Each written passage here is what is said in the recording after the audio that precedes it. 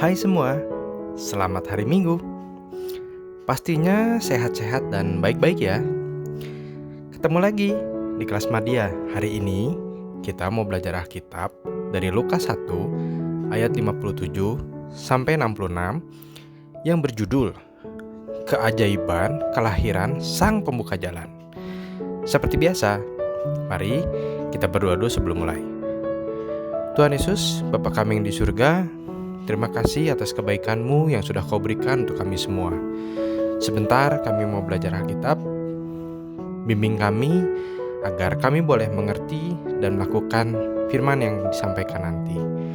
Bapa, terima kasih juga untuk kesetiaan murid-murid dalam mengikuti sekolah minggu online ini. Terima kasih Tuhan. Amin. Sebelum Tuhan Yesus lahir ke dunia ini, Allah telah menjanjikan kedatangan seseorang yang akan membuka jalan bagi pelayanan Yesus. Saat yang dinantikan itu tiba. Sang pembuka jalan itu telah lahir. Kelahirannya sungguh ajaib, karena dilahirkan oleh seorang wanita yang lanjut usia dan mandul, yang tidak mungkin melahirkan jika bukan karena karya ajaib Allah.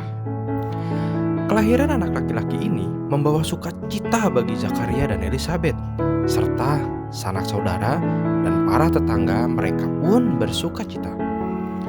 Kelahiran anak ini menjadi bukti bagaimana Tuhan telah menunjukkan anugerahnya yang besar, khususnya kepada Elisabet.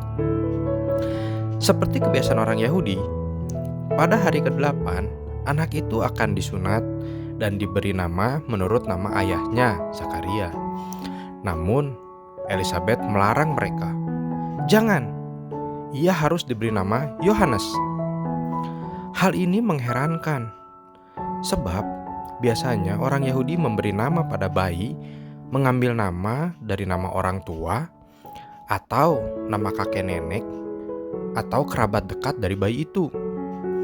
Namun, tidak ada seorang pun dari saudara mereka yang bernama Yohanes. Lalu mereka bertanya kepada Zakaria nama yang mau diberikan kepada anaknya dengan isyarat. Karena pada waktu itu Zakaria masih bisu. Kemudian Zakaria menulis di sebuah batu, namanya Yohanes. Orang-orang yang ada di sekitar mereka heran dan bertanya-tanya, dari mana ide memberi nama itu?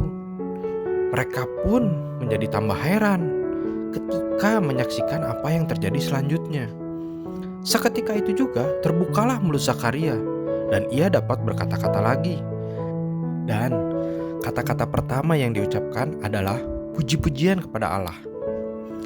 Kita jadi ingat perkataan malaikat Gabriel kepada Zakaria bahwa ia akan menjadi bisu sampai semua yang dikatakan malaikat itu terjadi.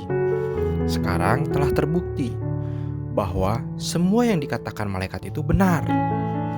Lalu, kabar kelahiran Yohanes pun terdengar ke seluruh Yudea, serta orang-orang yang mendengar kabar itu bertanya dalam hati, menjadi apakah anak itu nanti? Sebab tangan Tuhan menyertai dia. Amin.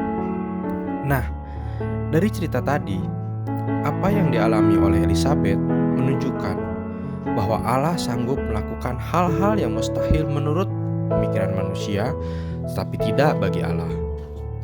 Itulah keajaiban Sang Pembuka Jalan, yaitu Yohanes Pembaptis. Ia sebagai pribadi yang dipersiapkan Allah untuk mempersiapkan jalan bagi pelayanan Kristus. Kita mengagumi Allah yang membuat keajaiban kelahiran Sang Pembuka Jalan ini.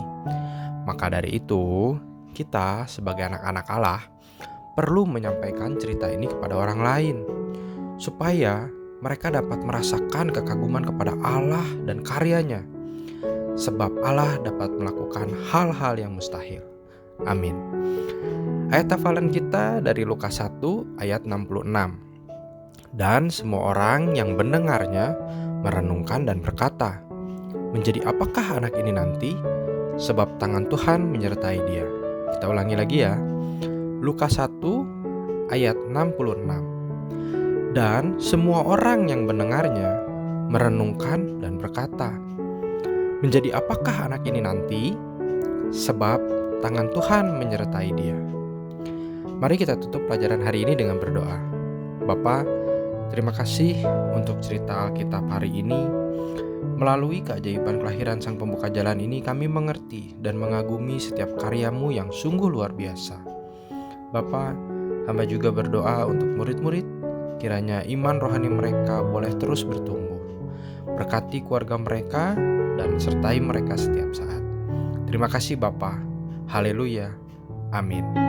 Selamat hari Minggu teman-teman. Tuhan Yesus memberkati.